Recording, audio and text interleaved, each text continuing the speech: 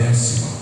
Um dos dois que ouviram João falar e seguiram a Jesus era André, irmão de Simão Pedro.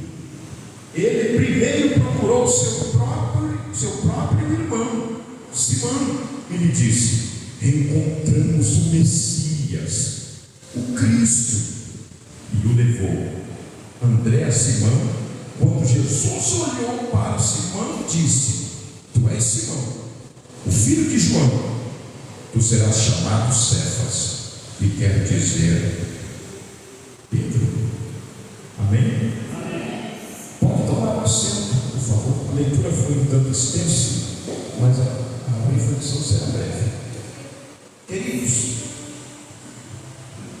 é interessante, porque nesses dois textos, numa paráfrase não tão bem aplicada, porque não há tempo, mas pelo menos tentando esmiuçar aqui em poucas palavras, de forma que você tenha uma compreensão plena, nós observamos duas pessoas distintas dos dois textos que lemos. Em Lucas, no capítulo 22, a partir do versículo 19, lá existe um homem chamado Judas. E neste texto de João, capítulo 1, versículo de número 40, a Bíblia diz que João Batista, atestando de Cristo, que é o cordeiro que tiraria o pecado do mundo, João Batista, ele angariou, ele conquistou, ele chamou a atenção para si de inúmeras pessoas que começaram a segui-lo. Agora, a disposição dessas pessoas a seguirem a Jesus, Diácono Lucas Leonardo, não era porque eles viam alguma coisa especial em João. É acerca de quem João falava. O que chamava a atenção das multidões não era João propriamente dito, era sobre quem João falava. E isso é o que chamava a atenção. Já em Lucas 22, 19 em diante, Jesus, ele está chamando a atenção de alguns que agora são os discípulos, e entre eles os 12, e Jesus, ele chama a atenção destes, porque é a última ceia, e Jesus deseja prepará-los para que na ausência dele, a saber Cristo, os discípulos mantenham o padrão como reconhecimento das obras que Jesus já Leonardo assim deixou. E este é o padrão para a igreja. Nós aprendemos através da palavra de Deus para que possamos ampliar o nosso conhecimento acerca do que a palavra nos ensina, e através daqui, do conhecimento da palavra, mantermos, prosseguirmos, exercitando estes propósitos que são por intermédio da palavra de Deus. Pois bem, Jesus chama os 12 em Lucas 22, 19 e diz: olha, prepare a mesa, prepararam a mesa. Ele pega o pão, parte o pão e diz: graças te dou, Pai. E divide com os seus. Molhando o pão, havia uma... Não quero falar sobre isso, mas só para a gente ter um pouquinho de entendimento. Havia sempre uma bacia rasa, uma vasilha rasa, e ali continha, não era vinho, não era uma bebida típica que causava embriaguez, mas era uma bebida a qual era empepado ou empedado ali o pão. tendo sido o pão mergulhado naquela vasilha, ele era repartido entre 2 e 2. Então, se eram 2 discípulos, separavam 6 pedaços. 6 pedaços de pães. Dentre os 6 pedaços, dividia entre um que iria molhar o bocado do pão, o pedaço do pão, e depois de ter sido molhado, sentado de 2 em 2, eles dividiam entre si o pão. Tendo feito isso, Jesus pegou o cálice, elevou e disse: Pai, graças te dou. E pegou o cálice e dividiu entre 6, para que eles também trocassem o cálice. Um recebia o cálice e dividia com o seu companheiro. Jesus está ensinando a classe da unidade da igreja, dando para a igreja, e esses são os primórdios da igreja, tipificam o momento em que Jesus, estando no nosso meio, as suas obras eram obras da promoção que demonstrava qual era o desejo do Pai, o Criador, para a vida de nós, os teus filhos. E qual era o desejo do Pai? Que nós pudéssemos manter um padrão chamado comunhão uns com os outros.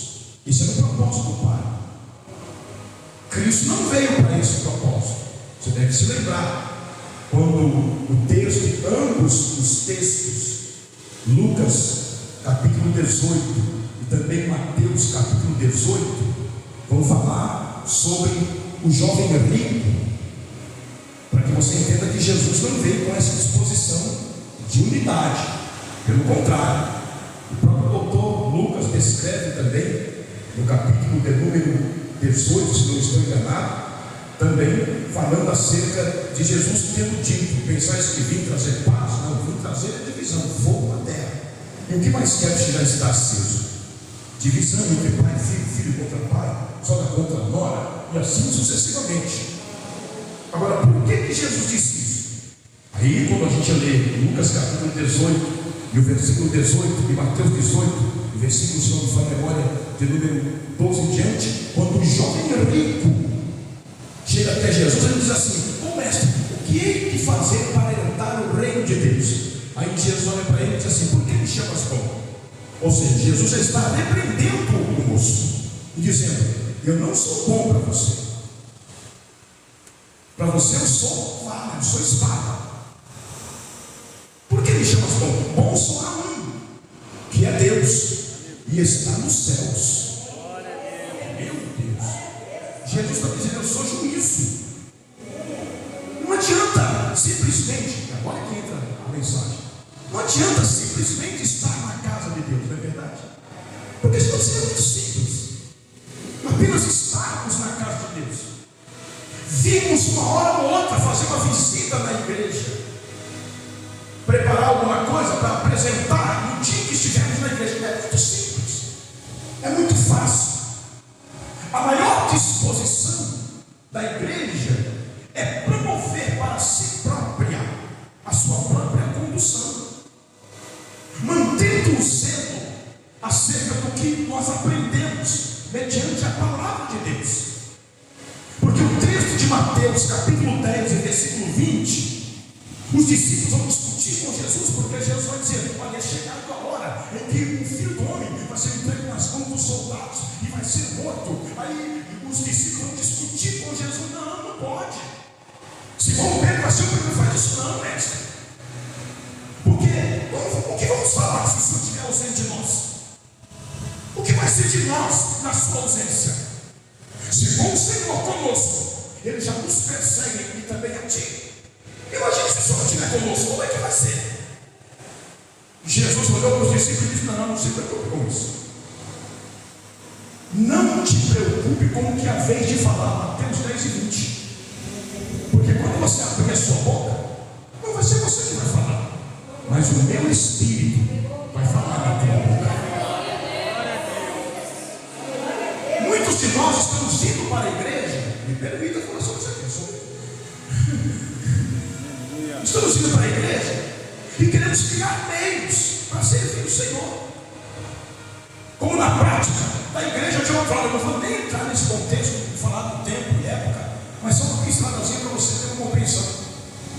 Quando a igreja romana se estabeleceu diante dos homens, e já era lá pelos anos 100 depois de Cristo, quando o Senhor levanta um homem chamado Lutero, Martim Lutero, que veio lutar em favor da igreja, depois que ele se aplicou, tendo conhecimento, lendo o livro da capa preta, a Bíblia.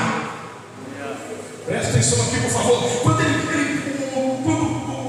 o Lutero, que é um monge da igreja de Roma naquela época, e ele começou a notar as indulgências da igreja. A expressão indulgência fala da prática e da promoção de quem a promove para a vida de outrem. Ou seja, é você sendo um testemunho para que alguém, até que você, ainda que você não diga palavras, mas só o teu testemunho faz alguém se converter. Olha que coisa! Isso é indulgência.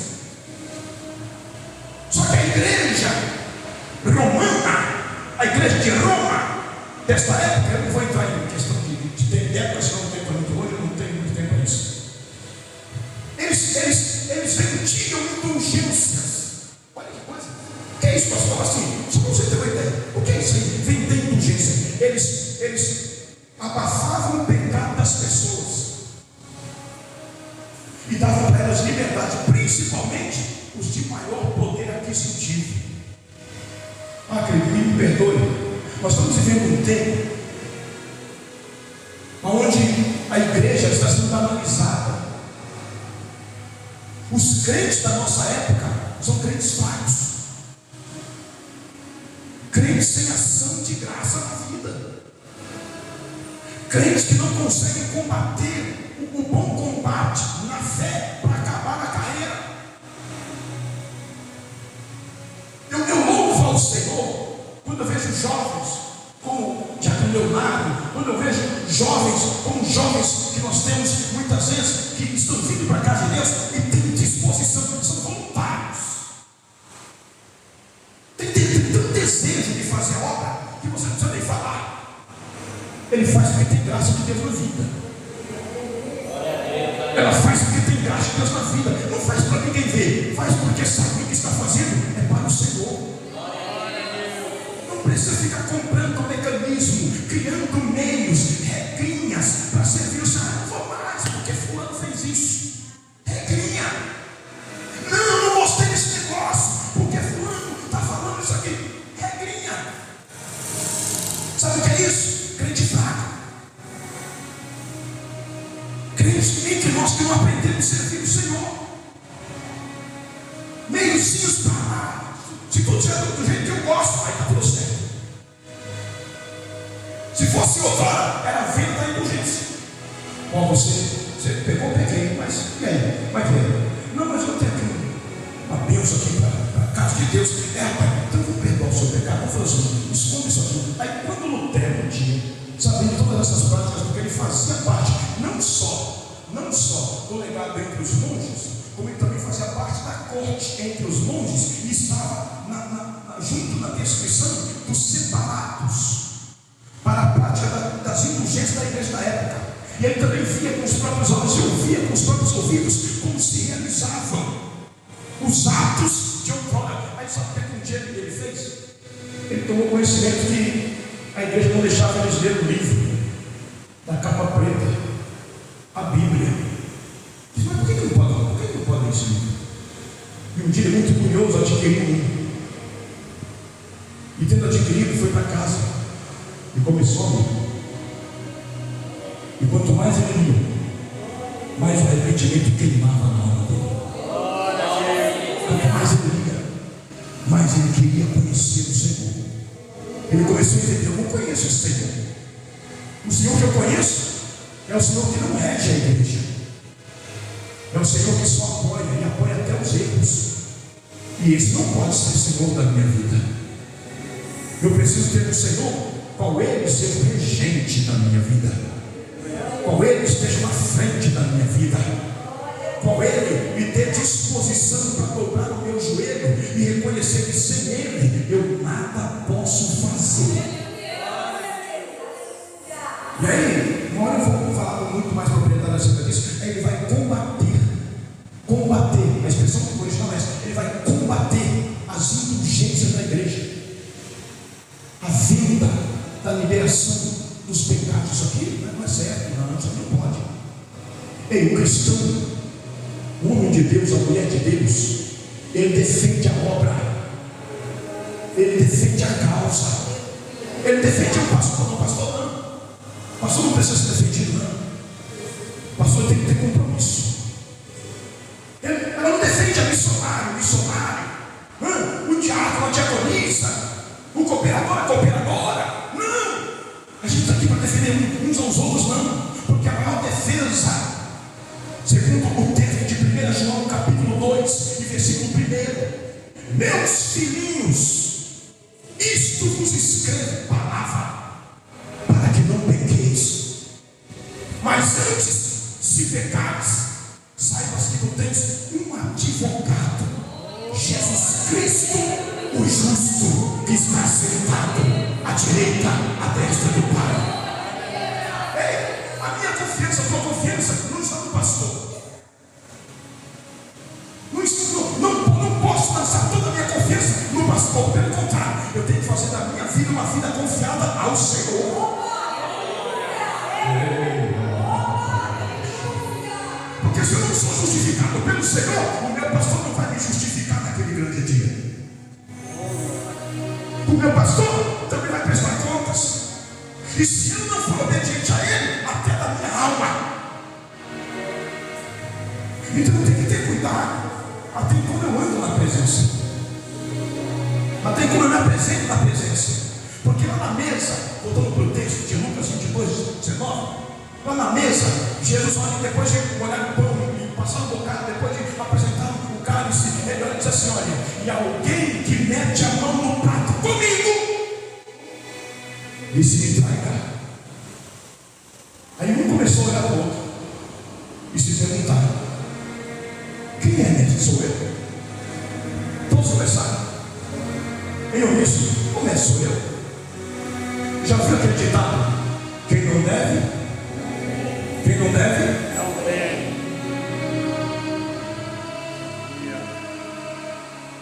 Se existe alguma coisa que incomoda a mim, por conseguinte ao que falo, eu estou em dívida com alguma coisa.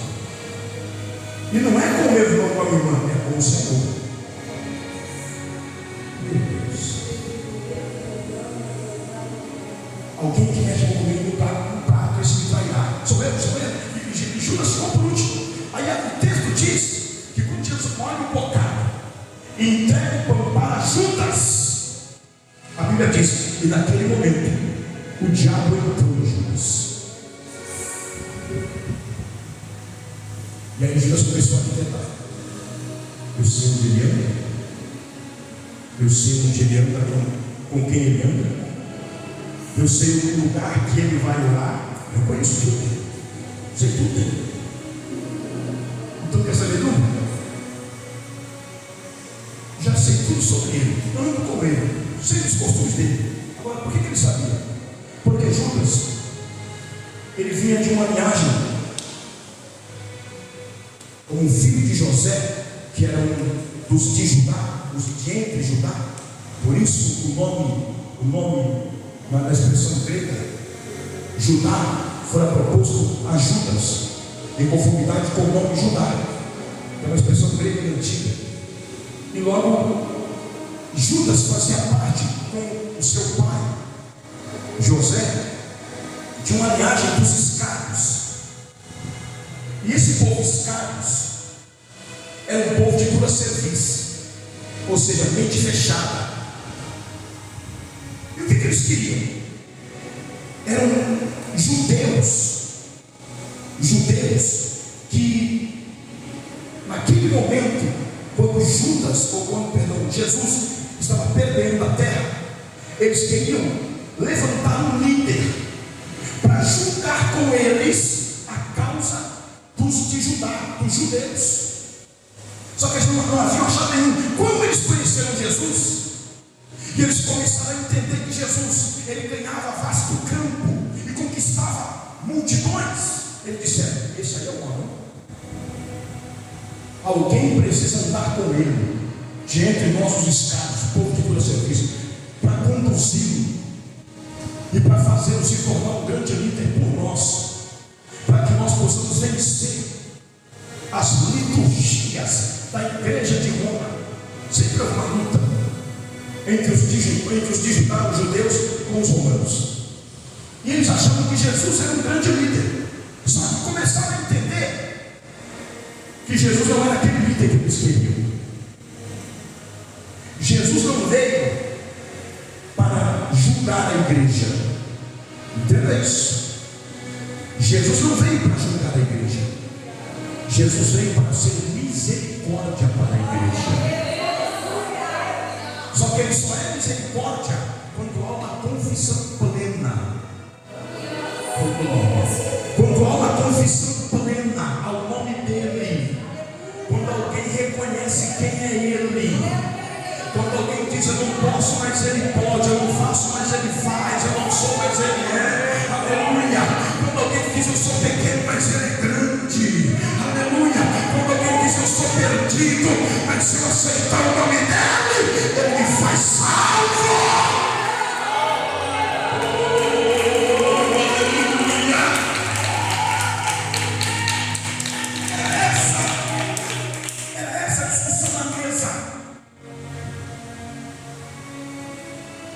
Era nesse norte que Jesus queria chegar. Então, dizendo que ele era: eu sou Jesus, eu sou Deus, nada disso. Ele está dizendo: você precisa entender simplesmente quem eu sou.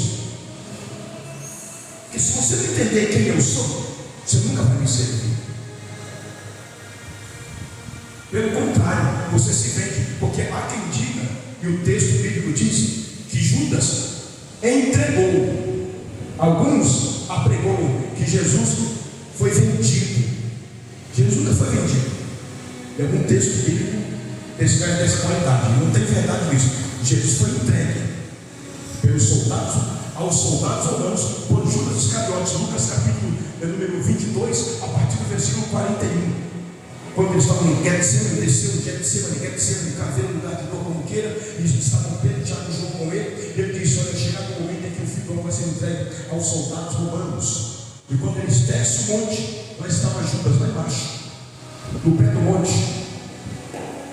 E quando eles descem, que Judas o vê, Judas declara: olha, aquele que eu beijar na face, esse é o homem que vocês têm que prender. E Judas deu um beijo na face de Jesus. Só que antes de ele chegar até Jesus, Jesus olha para Judas e diz: tu, meu amigo, como quem diz, eu sempre soube quem é você. Eu sempre te conheci. Você é quem não me conheceu. Eu sempre soube quem você é. Você é quem não entendeu quem eu sou. Eu sempre soube com quem eu estava andando. Você é quem não sabia com quem você estava andando. Cuidado. O Evangelho é algo maravilhoso, mas não é esse céu de nuvem límpido, cristalino, colorido, que alguém pinta para você no quadro e diz que lá é lugar, é para todos. Sim, é para todos aqueles que estiverem convertidos no Senhor. Isso é uma verdade, não precisa ser dito. Muitos já não querem mais ouvir essas ministrações, sabe por quê? Porque não provoca na igreja algum tipo de ação. Muitos já não querem mais ouvir essa ministração, porque não deflagra glórias ao nome do Senhor. Eu digo isso para sempre que eu for ministrar. Não tenho preocupação com glória a Deus da igreja. A minha maior preocupação é que você ouça o que Deus tem a falar com você. A minha maior preocupação é que você entenda que Deus te chamou para algo sobre a terra. Aleluia. Deus não me chamou, não te chamou, não nos chamou para um julgamento. Deus nos chamou para uma separação. Deus nos separou, aleluia. Como separados, nós somos também renovados. Como renovados, recebemos poder. Como poder, recebemos autoridade. Com autoridade, devemos expulsar os espíritos malignos. Expulsando os espíritos malignos, somos libertos. Sendo libertos, nova criatura, templo de renovo, presença do Espírito, convicção da graça, revelação dos céus, discernimento, temperança, domínio próprio, aleluia. Somos de fato uma nova criatura na presença do Deus Todo-Poderoso, e quem olhar para nós tem que saber: você é uma pessoa renovada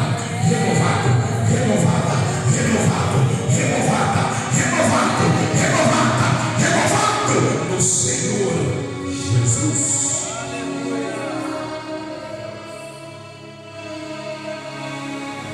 Judas entregou, mas de uma ação tão extrema que o próprio Judas caiu em remorso e tentou devolver as 30 peças de prata que ele recebeu de Caifás. Só que Caifás olhou e disse: eu não penso, mas é preço de sangue, e sangue inocente. Peraí, que eu tenho que falar sobre isso. Sangue inocente. Deixa eu falar para você, filha de Deus, servo do Senhor, cuidado com as suas atitudes na igreja, para você não jogar coisa da dentro para fora. E cuidado você que chega, para quando estiver na casa e dentro da casa, não seja visto com maus testemunhos, e não seja constrangido para amanhã ou depois achar meios para sair da casa. Porque você estando na casa ou fora, Deus continua sendo Deus. Aleluia! Você estando para adorar ou não adorando, Deus continua sendo Deus. Você vindo para fazer ou não fazer, se você vier e fizer, maravilha. Se você não vier e não fizer, Deus tira de você e levanta outro no teu lugar. Ele coloca outro para fazer no teu lugar. Com Judas foi assim. Judas entregou, foi morto, mas como o legado da graça por Cristo era 12, então não podia faltar, continua sendo 12. Judas está ausente, aí Deus chama um de entre eles, e eles escolhem, dá a eles promoção para escolher. A turma fala sobre isso aqui, está lá em João capítulo 21. Eles escolhem, chama-se Matias, e colocam no lugar de Judas. Porque, deixa eu falar uma coisa muito séria. Nós, sem Deus, sentimos a ausência dele. Mas ele sem nós continua sendo Deus. Aleluia! Você na casa, Deus continua te amando, fora ou dentro, independentemente, como filhos de Deus que somos.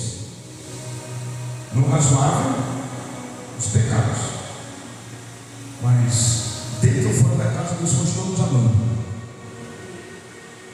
Se você estiver realizando, Ele continua trabalhando por você.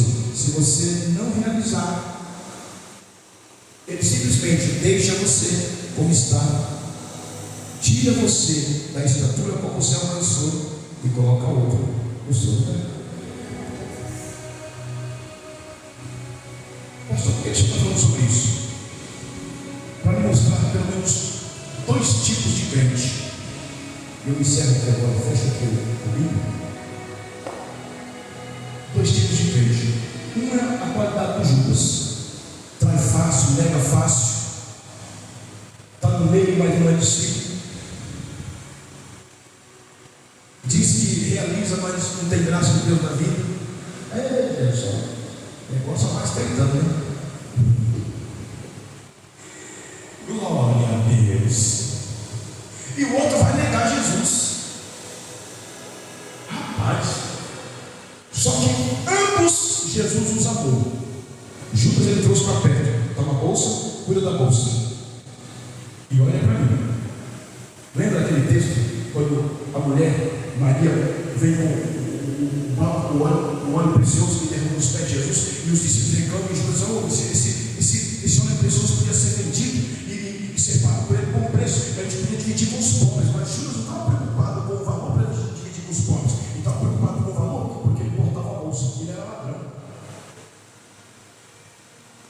Que coisa! Eu sou obrigado a dizer. Tem gente que você olha para ele, parece crente, mas nas práticas difíceis, esse discurso, né, irmão? Não. Me queira muito bem nessa noite, por favor. Esse discurso não é duro. Duro é Mateus 25 e versículo 36 em diante. De que forma não deve comer, cedo não deve beber, não investiste, preso não foste me vir, enfermo não me visitaste. Quando eu digo assim, quando os meus pequenos avós me veem e assim não fizeram. Aí, qual é a expressão? Apartai-vos de mim, malditos, pois nunca vos conheci. Aí é tudo discurso. Por que é tudo? Porque você vai estar junto ao tribunal do juízo, e lá você vai estar de frente com a porta, portais celestiais. Os da direita, que não é o caso de falar quem é direita e esquerda aqui, mas os da direita considerados ovelhas, e os da esquerda considerados bodes. As ovelhas vão dizer assim: olha, vinde benditos de meu Pai, entrai para o gozo eterno, que para vós está preparado desde a fundação dos séculos. Pois tive fome e me deste comer, sede me deste beber, nu me vestiste, preso foste me ver, enfermo me visitaste. Quando foi que tivemos assim? Quando os meus pequeninos avós me enviei. Deixa eu lhe perguntar, qual é o seu testemunho para a sua família? Que testemunho você tem sido para a sua família? Qual é o legado que você pretende deixar para o seu filho, para a sua filha? Qual é o seu testemunho? Você está construindo um testemunho de Deus para que o seu filho seja uma bênção, sua filha seja uma bênção? Ou você simplesmente está na casa, no meio, gosta da comunhão, gosta da mesa, gosta da unção, tem prazer de ouvir a palavra, mas não tem conversão no coração? Que tipo de cristão você é? Jesus te trouxe hoje aqui para ter esse diálogo com você. Que tipo de cristão você é? Você é aquele cristão, aquela cristã que de fato tem uma vida com Deus, ou aquele cristão que olha você é e olha você não é? Olha você glorifica e olha você não glorifica, olha você exalta e olha você não exalta. Que tipo de cristão você é?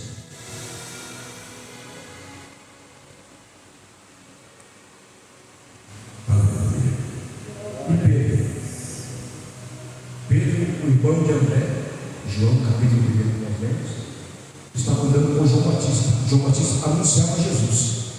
Não era João Batista o Cristo, mas ele anunciava o Cristo. Por isso chamou a atenção de André. E André passou a seguir João Batista. André mais um discípulo. Só que um dia, quando João Batista estava ensinando, Jesus apareceu.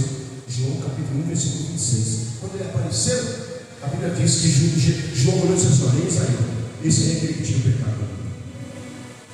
E quando André viu, deixou de seguir João e passou a andar com Jesus. Só que ele se lembrou: e o meu irmão? Você tem se lembrado do seu irmão? Da sua irmã? Você tem se lembrado da sua família? Você tem sido um testemunho da sua família?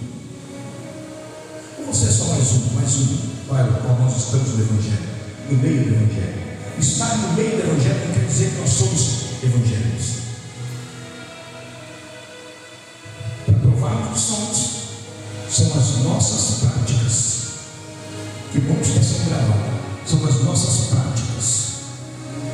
Essa é a prova, o nosso testemunho. Domingo é o domingo da comunhão com a família.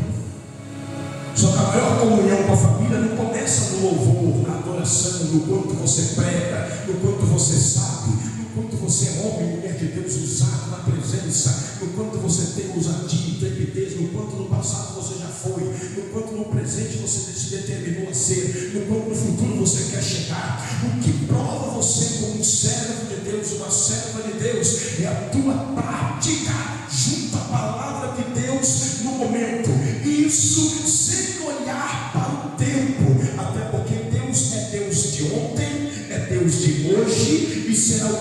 Deus para a eternidade. Aleluia. Então não são as minhas velhas práticas que julgam o meu presente, não é o meu presente que me aperfeiçoa para o meu futuro, é a constante prática naquilo que eu aprendo continuamente, servindo ao Senhor por tua bendita palavra. Se eu tenho a palavra, eu sou guiado. Se eu sou guiado pela palavra, eu tenho instrução. Se eu tenho instrução pela palavra, eu sou exortado. Se eu tenho exortação pela palavra, a palavra redarga, ou seja, me coloca reto, num caminho justo, de justificação. Alguém vai olhar para mim, vai tentar lançar afronta, mas por causa da palavra e a obediência da palavra, não vai conseguir me acusar, porque a graça de Deus aperfeiçoa a minha vida na minha fraqueza.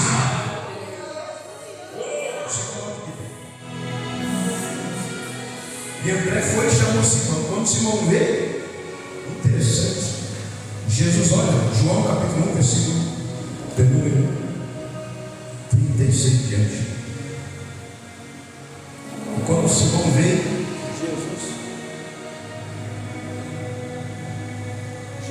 Jesus ele contempla André e Simão. Quando ele contempla Simão, diz: ah, tu és Simão, o filho de Jonas. Mas hoje eu vou te chamar de Cefas, ou Kefas, que quer dizer pedra, ou Pedro. Que é aquele texto de Mateus 16, e versículo de número 13 em diante, quando os discípulos estão com Jesus, Jesus pergunta: quem os homens dizem que eu sou? E os discípulos dizem: uns dizem, a maioria vai dizer, uns dizem que tu és Elias, o profeta, João Batista ressurgido. E vocês, meus discípulos, quem vocês dizem que eu sou? Simão se levanta, o Simão Pedro, aquele que Jesus disse assim: tu és não mais Simão, porque Simão, na expressão hebraica, Simão é palha. Palha é fragilidade. Mateus capítulo 3, versículo de número 11 e 12. E ele tem na mão a pá, recolherá o trigo e guardará no celeiro, e a palha lançará no fogo, que nunca se apagará. Por isso que Deus olha para Simão em João capítulo 1 e versículo 42, assim: a partir de hoje tu vai chamar não mais Simão, mas sim Cefas, ou Kefas, que quer dizer Pedro, ou pedra. Ou seja, o que era frágil, eu torno forte. O que tinha fraqueza, eu fortaleço. O que não conseguia, eu agora faço conseguir.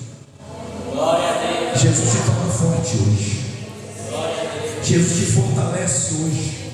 Aleluia. Jesus te levanta hoje. Aleluia. Jesus faz de você um canal de bênção no teu lar a partir de hoje. Aleluia. Jesus fortalece a tua vida a partir dessa noite. Aleluia. Glórias ao nome do Senhor. Aleluia. E a Bíblia diz que agora Jesus tendo mudado o nome, Simão Pedro reconhece: tu és o Cristo. Lá em Mateus 16 e versículo 17 em diante, tu és o Cristo, o Filho do Deus vivo. Jesus olha e diz assim: olha, bem-aventurado és tu, filho de Jonas, ou Simão Bar-Jonas. Aleluia. Pois não foste carne, nem tampouco sangue, ou seja, não é da terra, não é terreno. O sentimento que você tem é do meu Pai que está nos céus. E o meu Pai que está nos céus te deu, depois que eu mudei o teu nome, te mudei a característica. O meu Pai que está nos céus tem agora como que uma graça que envolve a tua vida, e você agora tem revelação dos céus. Aleluia, aleluia. Quem anda na graça tem comunhão com os céus. Quem anda na graça tem revelação dos céus.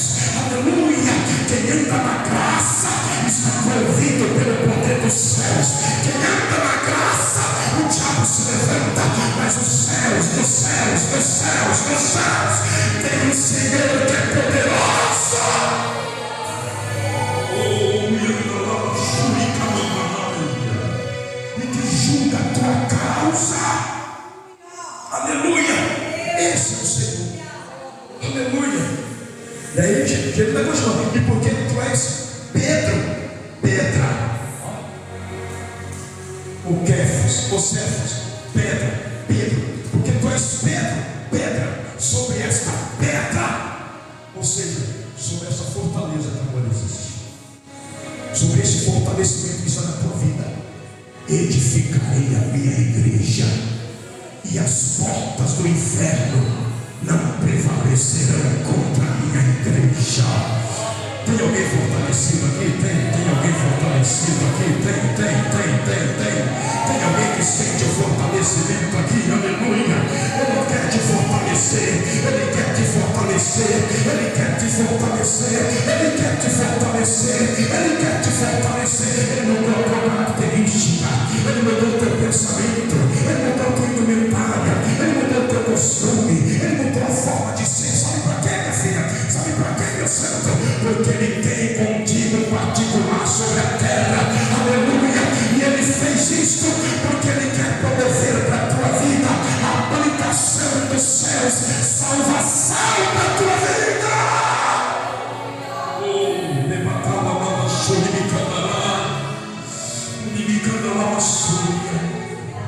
aleluia. Coloque a mão na altura do seu peito, na região do seu coração, curva a sua cabeça. Querido Deus, eterno, maravilhoso Pai, eu oro por estas vidas, meu Pai, que nesta noite vieram, Senhor, para receber uma partícula da sua graça.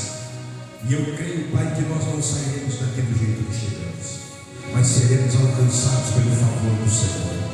Confia a tua bênção generosa, opera o teu favor maravilhoso, quebra todo laço, todo embaraço, tudo que não provém do Senhor, e nos ajuda, nos ensina a servir ao Senhor agradavelmente, para que o teu nome seja glorificado. Pai, nos ensina em todo o tempo a nos servir de forma abundante, de forma tremenda. Ó meu Deus, nos ensina a te servir com eloquência, com sabedoria, com domínio próprio, sem fraquejar, meu Pai, sem vacilar, Senhor, para que em todo tempo o teu nome através da nossa vida seja glorificado. Pai, guarda cada vida aqui nesta noite e derrama uma unção poderosa, unção de intrepidez, unção de ousadia, unção de graça. Ó meu Deus, quando eu sair dessa reunião, quando ela sair dessa reunião, que chegar na sua casa, uma mudança estará estabelecida, um plano de renovo está estabelecido, e a tua graça apenas nos bastará. Meu Deus, confirma a tua graça perfeita e determina a grande vitória. Eu te peço em nome do Pai, do Filho, do Espírito Santo de Deus. Amém e amém. E todos nós podemos dizer